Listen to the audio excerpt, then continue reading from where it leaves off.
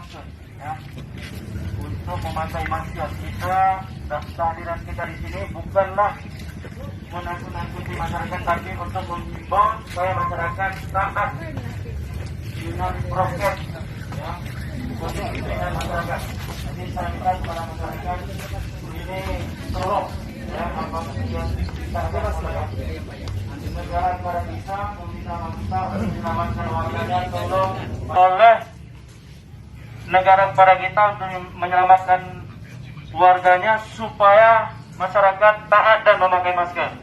Ya, sekali lagi saya minta kepada masyarakat yang ada di pajak usaha ini untuk sama-sama kita melaksanakan prokes dan sama-sama kita mendisiplinkan diri kita sendiri. Besok mungkin ada tindakan lain yang akan kita ngambil